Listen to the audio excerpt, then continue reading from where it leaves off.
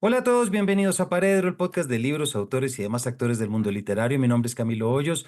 Les doy la bienvenida a un gran capítulo en esta casa que celebramos por lo alto, porque hablamos con Juan Gabriel Vázquez, gran amigo de esta casa, a quien seguimos y leemos y respetamos enormemente, acerca de su más reciente novela publicada, nada, no hace un mes, como lo es Los nombres de Felisa, una novela que no es una biografía de Felisa Burstyn, la gran escultora colombiana, sino una forma como ya nos tiene acostumbrados de entender cómo las historias nacionales permean siempre e influyen en las historias particulares, pero va mucho más allá de esto. Es un elogio a la ficción, a la imaginación y por supuesto una visita, como pocas, a lo que es una historia política del país, quedándose especialmente en eso de lo que mucho más tenemos que hablar, como es el Estatuto de Seguridad del presidente Julio César Turbay. Así que, sin mayores preámbulos, para entrar de una, les doy la bienvenida a nuestro penúltimo capítulo del año. Bienvenidos. Juan, bienvenido de nuevo a Paredro. Muchas gracias, Camilo. Un placer de nuevo estar aquí en este sitio que es como mi casa. Así es, y me encanta que así lo sienta porque así la sentimos nosotros. Creo que con este, usted es el autor y lo digo con mucha felicidad que más veces ha estado en Paredro y siempre que aparece una novela suya nueva, pues aquí la celebramos, como es el caso de Los nombres de Felisa, que acaba de aparecer y quien no lo sepa porque pues puede tener la cabeza metida dentro de un hueco, una novela que está ya entre las más vendidas, entre las más comentadas, cosa que desde aquí celebramos muchísimo. Muchas gracias. Sí, sí, sí. El libro está comunicándose con los lectores de la manera que yo esperaba, así que eso me tiene muy contento. Bueno, pues esta es también una invitación desde acá para que la gente la siga leyendo, quien no lo haya leído todavía y que por supuesto sea uno de esos regalos en estas Navidades. Juan, después de tantas novelas, ¿cierto? Y quiero arrancar por acá. Después de tantas novelas que usted ha escrito, cuentos, los nombres de Felisa, por supuesto, haciendo referencia a la estupenda escultora Felisa Burstyn. Hubo algo que a mí me gustó muchísimo y creo que encontramos por primera vez de una manera tan detallada y concentrada en su obra, que es la perspectiva femenina. Por supuesto, hay una escena de Historia Secreta de Costaguana que no se me va a olvidar nunca, que es Charlotte hundiéndose y de repente saliendo de nuevo. Por supuesto, está más reciente Marianela Cabrera. Siempre hay personajes femeninos y ahorita lo podemos explicar con detalle que acompañan, pero nunca antes en su obra había una mujer por delante de todo. ¿Cómo fue esto? ¿Le supuso algún reto o qué supuso también salirse de estos personajes masculinos? Sí, es verdad que siempre ha habido en las novelas un personaje femenino tremendamente importante y potente. En algún caso, como en Los Informantes, es el personaje del que nace todo para mí como novelista. La novela, la ficción de Los Informantes gira alrededor de mi encuentro con una mujer que en la novela se acaba transformando en Sarah Guterman, que me contó su historia y ese es el origen de la novela, pero la novela no es sobre ella. Y en Las Reputaciones, el personaje de Magdalena, que es la mujer de Javier Mayarino, el caricaturista, es no solo tremendamente importante, sino en muchos sentidos mucho más interesante que él, pero ella no es la protagonista. Y así pasa, así ha pasado en los libros, em, hasta este es efectivamente la primera novela en la que una mujer es el centro de todo, el centro moral, el centro intelectual, el centro de la acción también, y alrededor de ella se construye la ficción. Hay un antecedente en cuentos, eso sí, el último cuento de Canciones para el Incendio gira alrededor también de una mujer, mm, pero esta es la primera novela. Y es algo que me pareció natural, un desarrollo natural del personaje de Felisa. No fue meditado, no quise hacer una declaración en ningún sentido. De hecho, alguien se dio cuenta de que Felisa Burstyn ya aparece mencionada en Las Reputaciones, que es una novela del 2013, como usted sabe, y, em, y yo llevo pensando en su historia, me lleva interesando su historia más de un cuarto de siglo. De manera que ahora el fruto de ese cuarto de siglo es esta novela y el hecho de que de asumir esa perspectiva y y de invadir, en cierto sentido, la sensibilidad, las emociones de una mujer y una mujer como Felisa, que no llegué a conocer, que murió cuando yo era niño, mm, supuso un cambio, pero a la vez lo sentí como un desarrollo natural de otras cosas, de otros personajes femeninos en los que ya me había metido como escritor de ficciones, ¿sí? De manera que es al mismo tiempo novedoso y predecible. No fue una gran sorpresa para mí, pero sí implicó, por supuesto, y de eso se trata el arte de escribir ficciones, un ajuste de la perspectiva, un ajuste del lenguaje, de muchas cosas. Y además porque no es o yo no la entiendo así, no es una novela efecto del Me Too,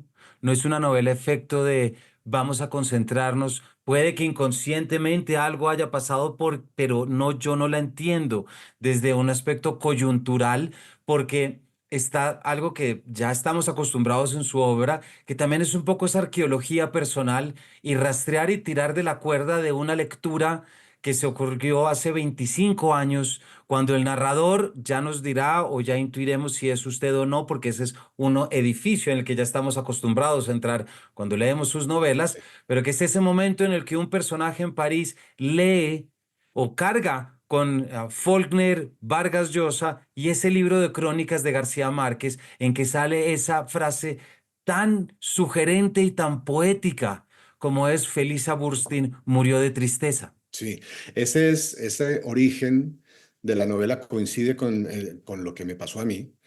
En ese sentido, la novela parte de unas coordenadas absolutamente autobiográficas. Luego se lanza a hacer otras cosas, pero lo que yo quise a partir de cierto momento de la escritura de la novela fue poner en escena el acto real por el cual imaginé a alguien que no soy yo, ¿no? El acto de imaginar a otra persona. Para hacer eso yo quise partir de mis coordenadas reales.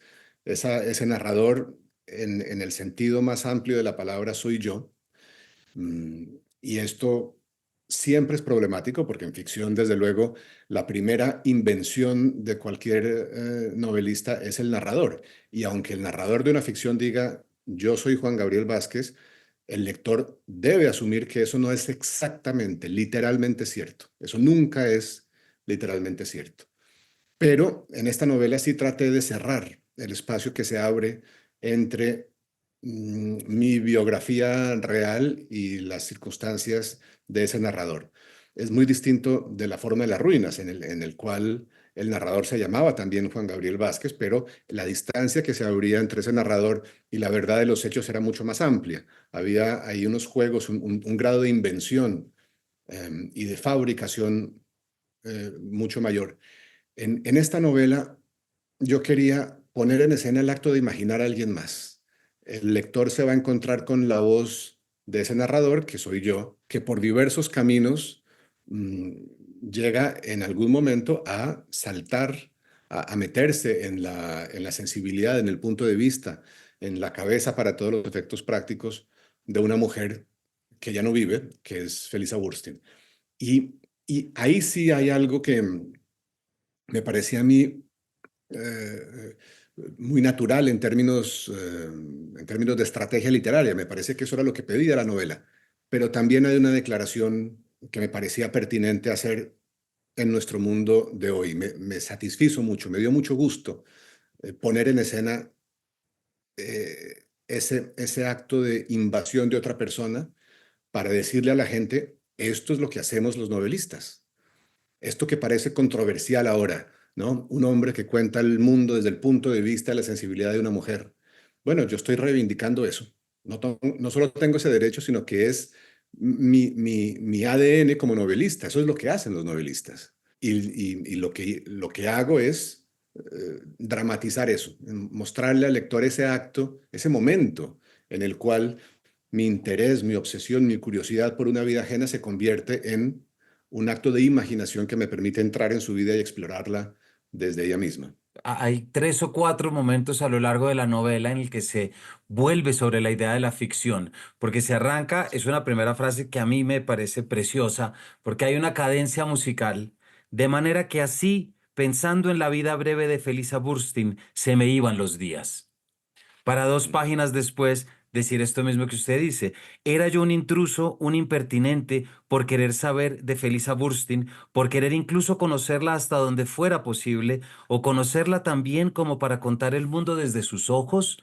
Esa reivindicación de la imaginación y la ficción como eso que sí está allí para romper barreras y meternos a codearnos con las intimidades por satisfactorias o no que nos resulten con nuestras creencias personales, con lo que sea. Pero para eso está allí la ficción.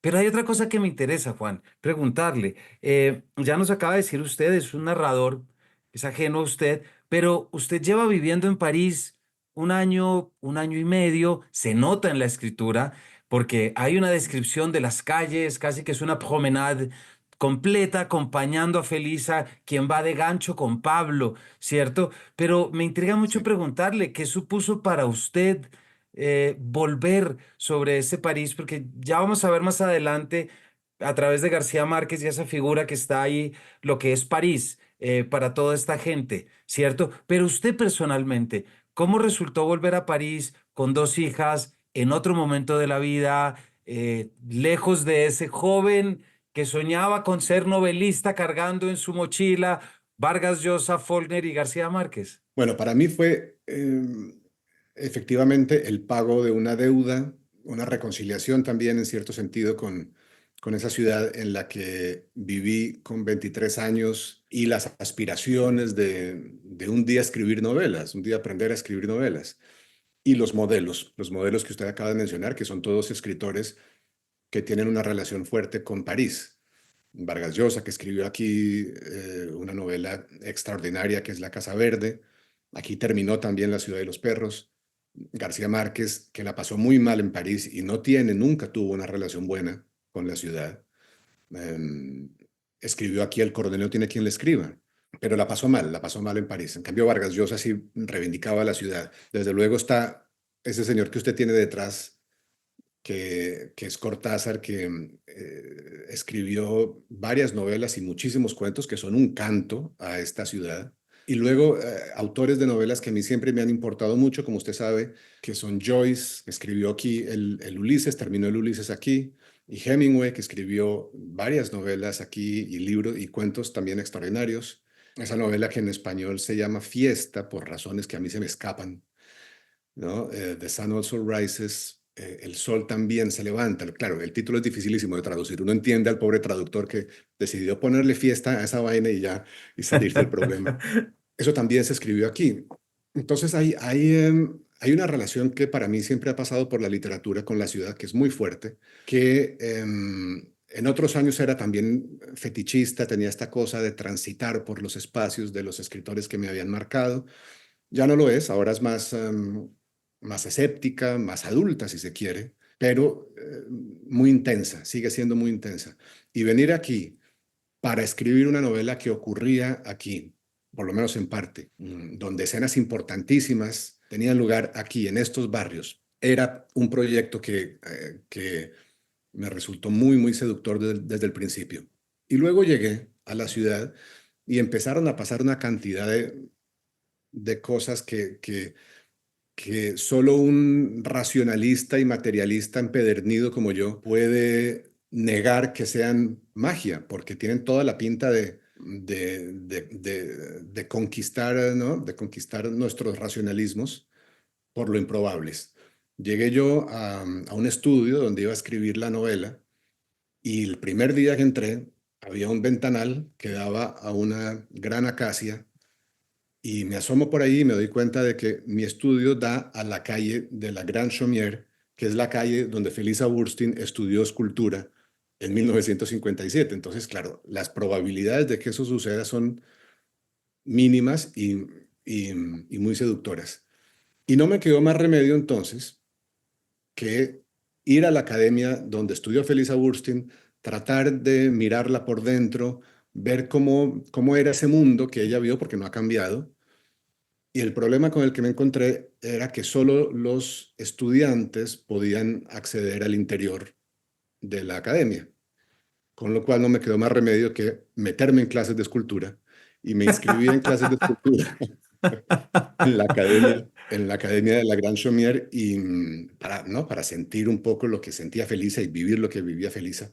Y todo eso transformó radicalmente mi relación con este espacio geográfico que para mí ha sido importante en otros momentos de mi vida, pero que para esta novela fue de una importancia inmensa, emocional y también literaria. Pues mire que aquí con esto que me acaba de contar, de pronto tiene más sentido una frase donde quería hacerle una pregunta, porque en estas primeras páginas, precisamente en las que se empieza a enmarcar este narrador, en la página 15, por ejemplo, dice, 41 años y 8 meses después de la muerte de Felisa, dedicando mi vida a la suya, pensando en ella 6, 10, 14 horas al día, tratando de verla con claridad, mirándola con atención o mirando su fantasma, imaginándola, en resumen, como si tuviera que esculpirla en barro, ¿verdad?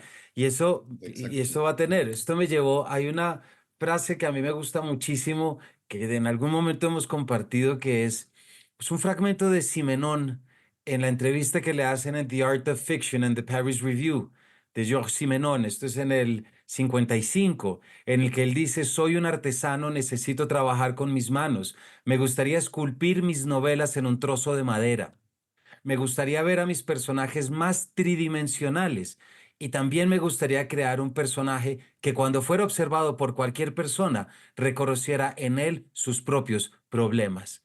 Que me parece precioso, pero que me trae la pregunta que le quería hacer. Normalmente, Juan, usted ha escrito sobre escritores, sobre personas que, es decir, sobre Conrad y sobre pues actores también en el caso de la última novela, pero me preguntaba escribir sobre una escultora y ahora haber estado en clases de escultura, por supuesto, ¿le cambió de alguna forma la escritura? ¿Le permitió entrar en unos espacios que de pronto no hubiera entrado o le hizo alguna mella en la imaginación? Pues vino a reafirmar una especie de teoría en la que llevo pensando desde la escritura de volver la vista atrás. Eh, Usted se acuerda que en la nota de autor, al final de esa novela, hice una pequeña reflexión sobre la ficción, sobre por qué esta novela, aunque no inventara episodios, era de todas maneras una obra de ficción. Nunca había visto una Recuerdo cita de Rufino José Cuervo mejor utilizada que en esa nota final. exactamente, me ayudó mucho el señor Cuervo, que decía en su entrada del verbo fingir en el diccionario de construcción y régimen, dice Rufino José Cuervo, o escribe, él o sus herederos, que el verbo fingir viene del latín fingere, que significa moldear, dar forma a algo, y se aplica en el contexto de la escultura y de la talla de madera. Cuando Ay, hacemos qué bonito. ficción, claro, cuando hacemos ficción, que es el sustantivo que se asocia al verbo fingir, lo que estamos haciendo es tomar un pedazo de material y esculpirlo, sacar una figura de ahí. El material es la realidad. Y lo que hacemos los escritores de ficciones es tomar el material de la realidad y sacar una figura especial desde ahí. De manera que la cita que usted me acaba de revelar de Simenón me parece una joya y se la voy a robar para algún ensayo futuro. Para mí, yo trabajé en esta novela ya teniendo en la cabeza una cierta idea de la escritura como escultura de mi trabajo como novelista, como un trabajo físico en el que ya tengo un bloque de material que era la vida de Felisa Burstyn, la experiencia de medio siglo de historia colombiana, y mi trabajo era sacar de ahí la forma adecuada para decir algo, para contar algo. No es este libro una biografía, ¿no? Una biografía es exhaustiva, una biografía lo cuenta todo, una biografía no escoge, digamos. Escribir es escoger siempre, lo que sea, pero una biografía escoge menos. Está más obligada a la exhaustividad, está más obligada a no dejar nada atrás.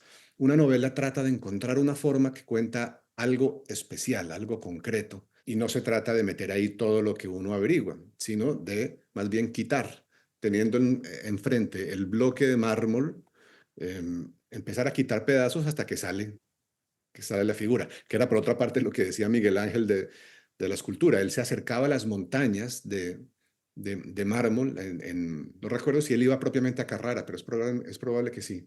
Se acercaba y cuando salía el bloque de piedra, él ponía el oído y decía, ah, sí, aquí está la Pietà, o aquí Ya, qué está bonito. el Moisés. Y luego agarraba cincel y martillo a quitar lo que sobrara. Y eso es un poco, es un poco un poco así funcionó el método mío con esta novela.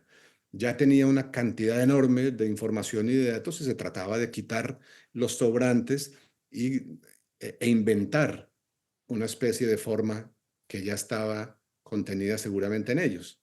Pero bueno, también ya Henry Fielding nos dice en alguna parte que inventar viene del latín invenire, que significa descubrir, con lo cual todo acaba siendo lo mismo. Pero es muy bonita esa analogía que trae de poner el oído en la piedra o de imaginarse que dentro del bloque está la figura, porque es la misma Sí, intuición del novelista cuando dice, ahí hay una novela.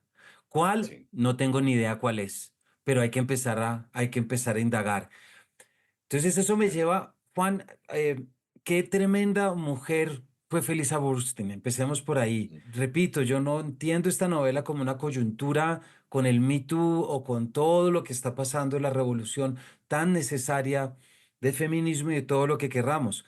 Yo no siento que sea una novela en ese sentido coyuntural o, si se quiere, para que la audiencia me entienda muy bien, oportunista, muchísimo menos, porque ya vemos cómo es algo que sale de atrás. Pero pero qué tremenda forma de entender a una mujer y de traerla en el que además tiene tantas cosas, ¿no? Irse a vivir con otro hombre mientras está casada, dedicarse a trabajar con chatarra, con cosas duras, con todo. Y me parece que, no sé, me pregunto cuánto descubrió, cuánto se sorprendió usted en medio de la documentación, ya fuera hablando con Pablo, su último esposo, ya fuera en archivo, porque es que no solamente la figura de Felisa, sino también la figura de Marta Traba aparecen como dos mujeres fundamentales de las que pues hay que aprender mucho. Todo el libro fue un descubrimiento apasionante. La escritura parte del lugar que usted había sugerido antes, mi lectura de una columna de García Márquez en el año 96, cuando yo vivía en París,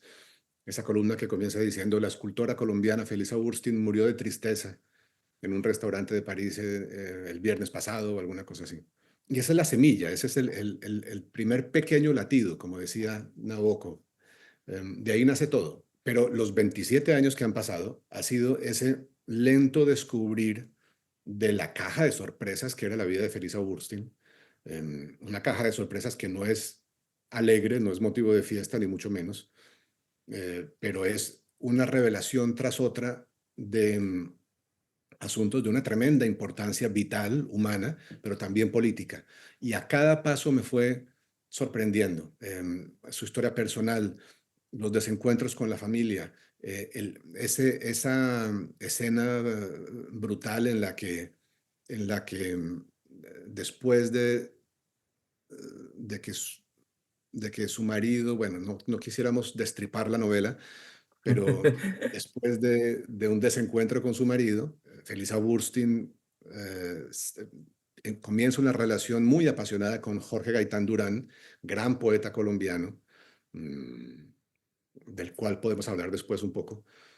Y entonces recibe la condena de su familia y la condena toma la forma de una muerte declarada. La declaran muerta para la familia y le hacen un pequeño funeral. Y entonces ella tuvo una primera muerte cuando apenas andaba por los 23, 24 años. De ahí entonces su descubrimiento de su vocación artística, que ocurría al mismo tiempo que Marta Traba iba ocupando un lugar cada vez más grande y más importante y más influyente en el mundo del arte colombiano y que despertaba más resistencias por ser mujer, por ser extranjera, y además por ser como era, de una inteligencia feroz, de una elocuencia impresionante, todo lo cual intimidaba mucho a ciertos artistas. Todo eso fue un descubrimiento. Para mí las novelas, la escritura de las novelas me sigue interesando, el oficio me sigue interesando por eso, porque mis novelas son siempre un viaje hacia lo desconocido. Si yo lo tuviera todo clarísimo y lo supiera todo antes de ponerme a escribir, probablemente nunca escribiría. El ejercicio de la escritura para mí es esa investigación en una vida que no conozco. Y la de Felisa está llena de descubrimientos, llena de anécdotas eh, muy elocuentes, muy significativas, también muy humanas, muy conmovedoras.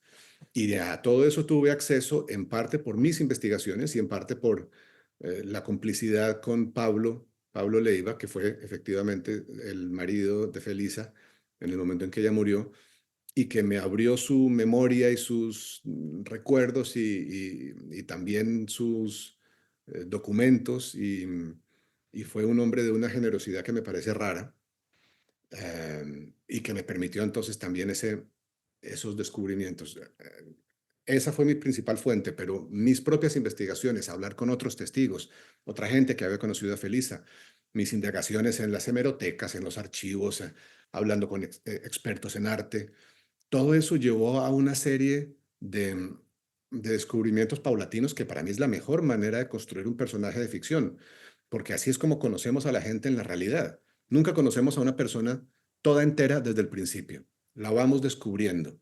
Y yo igualmente fui descubriendo a Felisa Burstyn y traté de que en la novela se viera eso, el paulatino, la revelación paulatina de la personalidad de Felisa Burstyn en el libro. Y además nos trae, pues, y nos pone esa genial frase que yo creo que sigue siendo tan actual. En un país de machistas, hágase la loca.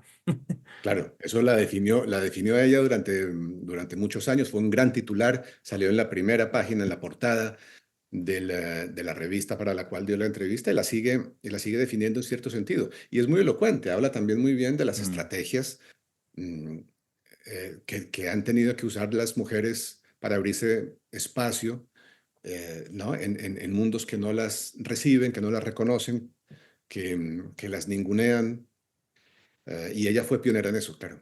Juan, hay otro personaje que está involucrado en la novela y que yo creo que es una presencia como cualquier otro personaje, aunque evidentemente es un gran personaje, también por lo que usted acaba de contar, que es García Márquez. Eh, Sí, y hay específicamente un momento en el que García Márquez o el narrador está hablando y se refieren en el 59 cuando es ese famoso grito de "se cayó el hombre", ¿cierto? Que me conectó con esa de donde sale, si no estoy mal, o puede estar en otra parte, y quisiera leer una cosita también. Es en la escritora embrujada, cuando García Márquez habla que vivió en París, ¿cierto? sí, Quiero leer el sí, pedacito, si me permite. Lo que dice García Márquez: lo que fue para mí importante en París es la perspectiva que me dio París de la América Latina. Porque yo de aquí era solo colombiano, no era más que costeño, no era más que caribe, que esencialmente es lo que yo soy, un caribe. Allá no dejé de ser caribe, pero un caribe que se dio cuenta de cuál era su cultura y en qué cultura general estaba insertado ese caribismo mío. Por una cosa sencilla, yo llegaba a un café y encontraba a los argentinos, a los centroamericanos, a los mexicanos, a los caribes de distintos países. Y curiosamente, y aquí va a donde va esta pregunta y esta frase, por supuesto, y curiosamente era un tiempo de dictadores. Estaba Rojas Pinilla en Colombia, Pérez Jiménez en Venezuela, Odría en el Perú, Trujillo en Santo Domingo, Perón en Argentina, prácticamente en todos los países. Estaba Batista en Cuba. Dice García Márquez: yo vivía en una pensión en la Rue Cuyas, puro barrio latino, y en la pensión de enfrente vivía Nicolás Guillén, el poeta Guillén, a quien todos íbamos a visitar en peregrinación y todos estábamos cada uno pendiente de su país. Y una mañana, una madrugada, porque él se despertaba como si estuviera en Camagüey, una madrugada se asomó y pegó un grito y dijo: se cayó el hombre. Y todos nos echamos a la calle porque todos creímos que era el hombre nuestro. ¿Por qué sí, me permito esta lectura? Porque esto nos da pie a esa figura que también está tan vista en la novela bajo la idea de el exilio, el expatriado, el ostracismo, etcétera, etcétera, que es una figura pendiente porque, claro, como ya iremos viendo, vamos a terminar en el Estatuto de Seguridad de Turbay. Pero creo que volver sobre la condición de exiliado político algo que en este momento resuena en muchas cosas, pero varía en tantas otras. Me parece que también, no sé si era una deuda que usted tenía con cierta historia cultural y algo que tiene que ver muchísimo con nuestra política y al mismo tiempo construcción de mitos literarios. Sí, está muy bien visto. Es un poco todo eso, yo creo. De todas maneras, la novela, yo siempre he dicho, y usted lo sabe, que en cierto sentido uno no escoge los libros que escribe, los libros lo escogen a uno. Y cuando digo eso, me refiero a ciertas obsesiones que son recurrentes para un novelista, que hacen que ciertas historias graviten más cerca o tengan más peso en nuestro imaginario y se queden ahí a lo largo de mucho tiempo hasta que no queda más remedio que escribirlas. Y la razón de que eso sea así son ciertos temas, ciertos asuntos que nos tocan una fibra especial, que interpelan nuestra sensibilidad de una manera especial. Y para mí el exilio es una de ellas. Todas mis novelas, en cierto sentido, hablan de gente que está en un lugar que no es el suyo y de manera involuntaria, que preferirían no haber pasado por eso, pero que eso es lo que les ha tocado vivir.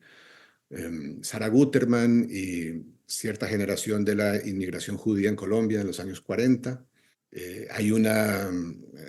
Hay esa relación tan extraña que tiene una figura que es Elaine Fritz en El ruido de las cosas al caer, una norteamericana que llega a Colombia, ahí sí de manera voluntaria, pero tiene una relación también tensa con el país el país acaba siendo un lugar donde ella ya no quiere estar. En Historia Secreta de Costaguana, toda la novela parte del hecho de que el personaje no está en Colombia o no está en Costaguana, sino en otra parte. Está en Londres y recuerda su vida para recuperar ese espacio geográfico que fue el suyo. Esa relación de un individuo con una tierra que no es la suya siempre ha sido tremendamente interesante para mí.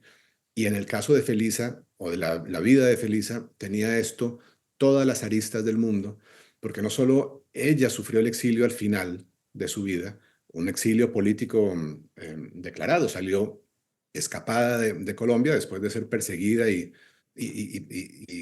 recluida de manera indebida y violenta por el ejército, sino que había sido también el destino de sus padres. Sus padres, una pareja de judíos que había llegado a Colombia en los años 30 para visitar a un amigo y de repente allá en Europa sube Hitler al poder y ellos detectan que eso no puede salir bien y se quedan en Colombia y por eso Felisa nace en Colombia y es colombiana.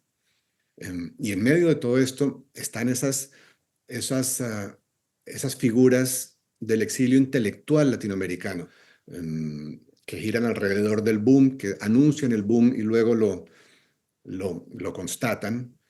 Una de las cuales muy importante es Jorge Gaitán Durán. Jorge Gaitán Durán, gran poeta, nos dejó, aparte de su poesía y sus ensayos que son maravillosos, el legado de la revista Mito, que es uno de los grandes espacios culturales de la cultura colombiana de toda nuestra historia.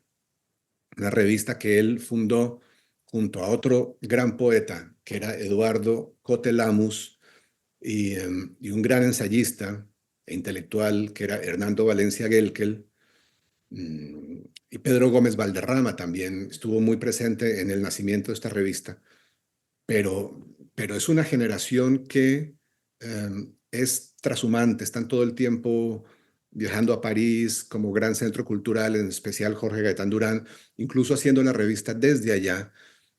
Y por esos contactos raros es que les acaba llegando el manuscrito de una cosa que parece un cuento demasiado largo, o tal vez es una novela corta de un desconocido que apenas ha publicado un libro, pero que leen inmediatamente con fascinación, que es El coronel no tiene quien le escriba. Y El coronel no tiene quien le escriba sale publicado por Mito. De manera que hay una relación en toda la novela, una cantidad de personajes por distintas razones están mirando su país, que es Colombia, desde la distancia, o están mirando otro país desde la distancia de Colombia, como en el caso de los padres de Felisa.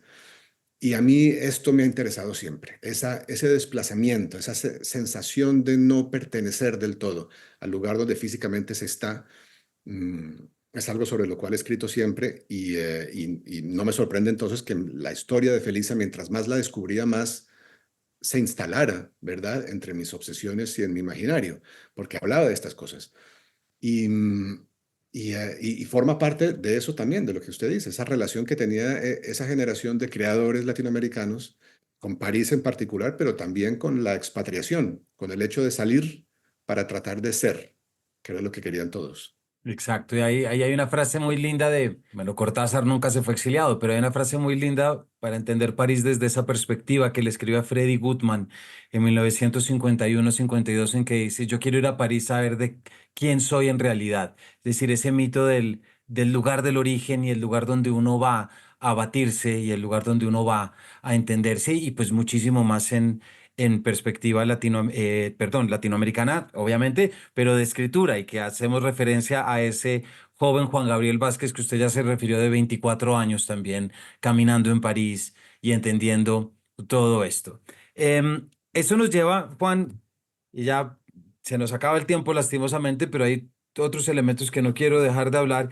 Algo tan importante en la historia también cultural como es el Estatuto de Seguridad de Turbay, que hace que García Márquez se vaya y se instale definitivamente en México, que también hace que Felisa Burstyn sea detenida, acusada. Primero, los lectores ya lo verán, pero prácticamente como mensajera corresponsal, si se quiere, entre el M-19 y, por supuesto, la guerrilla. Sorprende mucho leer la importancia de esto cuando uno lo entiende desde una perspectiva literaria y también desde una perspectiva creativa. ¿Cierto? Es decir, lo que posibilita desde un ámbito de viajar y conocerse y pasarla mal, como le ocurre a García Márquez, pero al mismo tiempo debo aceptarle que sentí que ese estatuto de seguridad, y aquí permítame esta analogía, por supuesto es de orden legal presidencial con todas las injusticias que tiene, pero algo contemporáneo me pareció sentir en ese estatuto de seguridad y sobre aquellos a quienes debemos censurar y a quienes no debemos censurar y a quienes debemos revisar y a quienes no. No sé si estoy mirando hacia otro lado, pero me parece que lo que está de por medio es una de esas preguntas en que le hacen a Felisa en una entrevista que ¿cuál es la misión del arte? Y ella contesta, no sé, yo creo que el arte no tiene misión. Si se pone una misión es que es mal arte. El Estatuto de Seguridad yo creo que es uno de los momentos más oscuros de nuestra historia reciente y no sé si se habla lo suficiente de eso, no sé si está Exactamente. suficientemente presente en nuestra memoria colectiva. Y ya ha habido dos o tres lectores de la novela que no son mucho menores que yo, que nosotros, que no sabían de esto, que no tenían noticia de la ocurrencia de esos años tan oscuros entre nosotros. Entonces, claro, ahí eso me parece grave. La desmemoria en general de un país me parece grave y el olvido de nuestros peores rasgos, de nuestros momentos oscuros, de nuestras equivocaciones políticas, sociales. Yo creo que esa también es una de las razones por las cuales se pueden escribir novelas, para abrir espacios donde no se olviden estas cosas, ¿no? Donde se mantenga viva la memoria de un dolor, de un problema, de un error. Claro, en particular el Estatuto de Seguridad hoy lo recordamos porque es un elemento narrativo que ha sido muy evidente y muy prominente como una persecución a artistas e intelectuales. No fue, desde luego, solo eso, pero fue muy notoriamente eso. Y, y eso sentó una dinámica extraña, ¿no? Entre los gobiernos colombianos y los artistas y los intelectuales que durante la época de Turbay fueron abiertamente perseguidos. Luis Vidales, que era un hombre muy mayor, Sí. acabó en la cárcel o acosado u hostigado.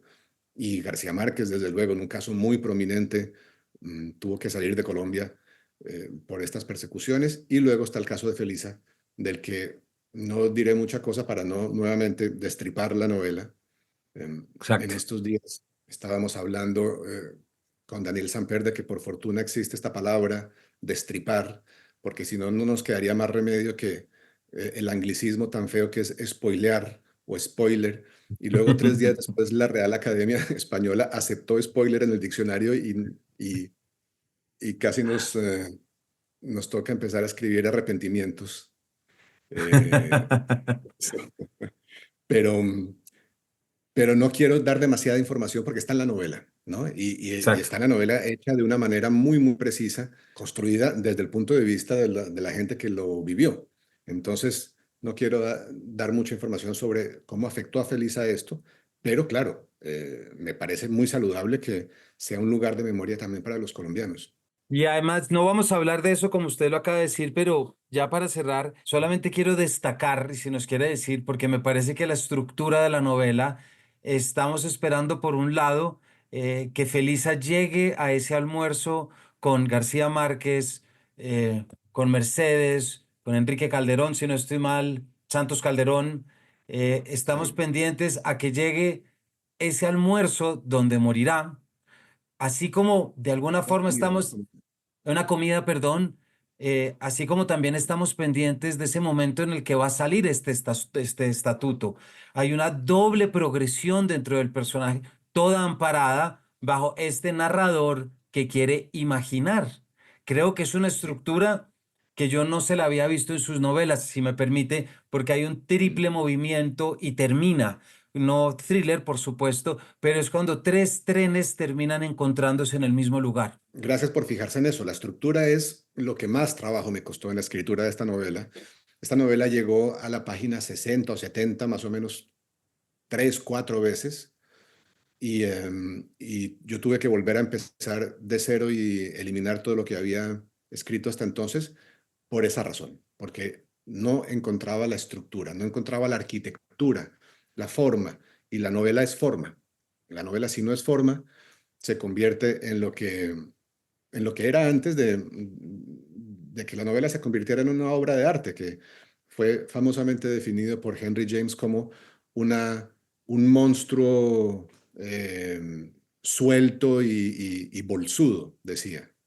Es una cosa sin orden, sin forma, en la que cabe todo.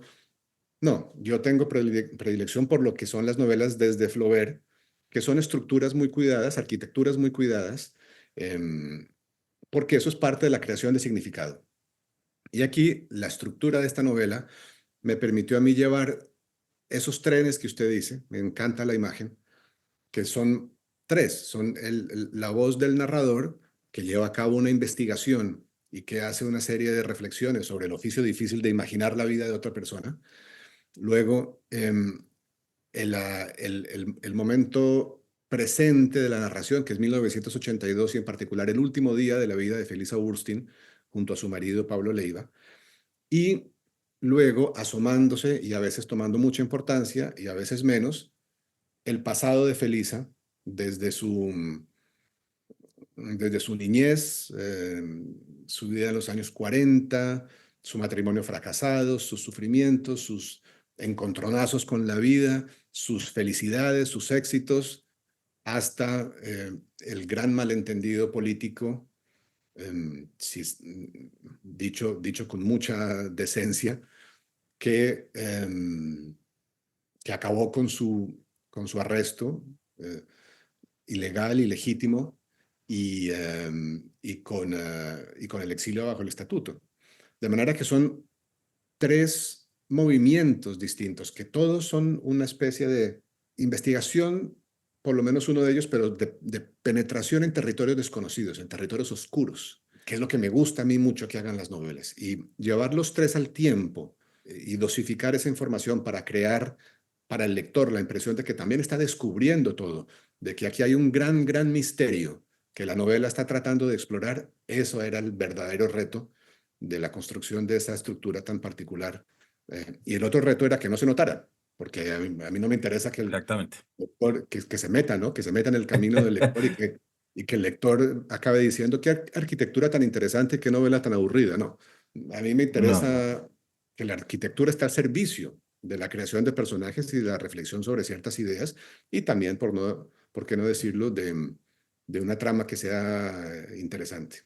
Es una novela de tres sentadas. Juan, muchas gracias por acompañarnos. Ahora el oportunista y el coyuntural voy a ser yo de manera descarada, porque estoy seguro que esto es material de columnas que vendrán o algo más, pero bajo esta presencia de García Márquez que está en la novela, me muero de las ganas de preguntarle. Hace 2 días se estrenó la serie.